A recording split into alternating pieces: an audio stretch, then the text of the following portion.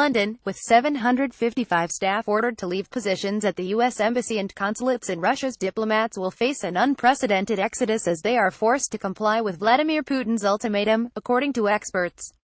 "We are in uncharted waters here," said James Nixey, head of the Russia's and Eurasia program at the Chatham House think tank in London. "No expulsion has ever happened to this extent before. This is totally unprecedented." Putin ordered the dramatic reductions in diplomatic staff on Sunday. On Monday, a Kremlin spokesman said the U.S. may cut local employees as well as diplomats. Based on past experience, it will be locally hired staff who deal with less essential tasks in the U.S. missions, from general maintenance to support in the visa section, that will be the first to go. The spirit in '86 was that everyone mucks in, and I would bet $1 to a donut that will be the spirit of the embassy now.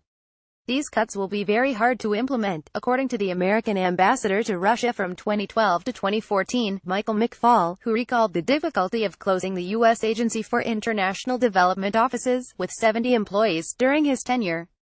"It's going to be much harder to do our business in Russia as a result of this," McFaul told today's Matt Lauer on Monday.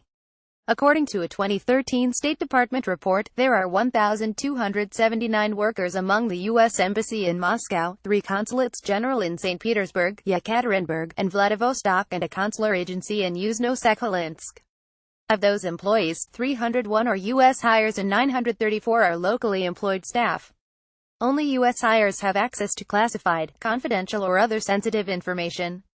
Diplomatic staff with the political and economic sections, as well as American citizen services and defense attachés, are considered essential and will remain largely unaffected by the decision, former diplomats said.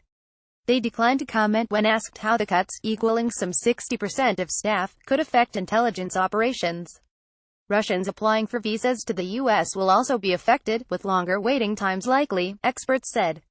The Russian government announced with great fanfare the decision to reduce staff, and the impact will be throwing Russian citizens out of work, said Steve Pfeiffer, a former ambassador to the Ukraine.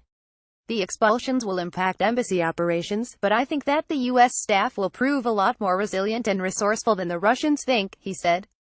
Pfeiffer served at the U.S. Embassy in Moscow during the last mass expulsion of staff in 1986, so has a good idea of what diplomats there face now. At the time, all Soviet citizens were barred from working at the embassy, equaling some 250 jobs. The move was in retaliation for the U.S. expelling 55 diplomats from the then Soviet Union. Within a day of the decision, embassy staff was on all-purpose duty, said Pfeiffer, who is now a senior fellow at the Brookings Institute. Russian President Vladimir Putin has ordered the U.S. to cut its staff at the U.S. Embassy in Moscow, as well as at other diplomatic properties. Mladen Antonov, AFP. Getty Images. "That meant I had a normal job 4 days a week, and 1 day a week I drove a truck, picked up diplomatic pouches and moved furniture," he said. "The spirit in '86 was that everyone mucks in, and I would bet $1 to a donut that will be the spirit of the embassy now." The size of the cuts to the U.S. presence in Russia now far exceeds the sanctions imposed on Moscow in December 2016 by President Barack Obama for its meddling in the U.S. election.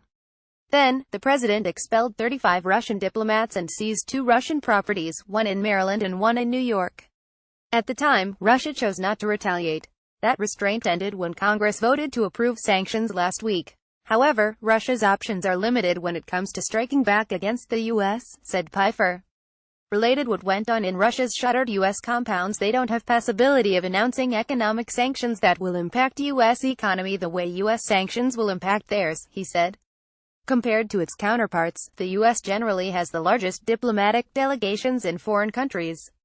While the U.S. mission in Russia is by no means small, it's also not its largest in the world. U.S. missions in Iraq, Afghanistan and India all have more staff, according to Thomas Pickering, the former ambassador to the UN, as well as Russia, where he served from 1993 to 1996. In comparison, the Russian presence in the U.S. is more limited. Russia chose the number of staff to cut to bring the U.S. presence in Russia in line with the Russian presence in the U.S. Reciprocity is the watchword in diplomacy, said Pickering. There was the perception of an imbalance of staff between the two nations that's now being corrected. For Putin, the tough line on the U.S. comes with the domestic advantage of being able to show his strength, especially with an election coming up in less than 9 months. They're testing the waters and flying kites to see what they can get away with, said Nixey. The answer is they can get away with quite a lot.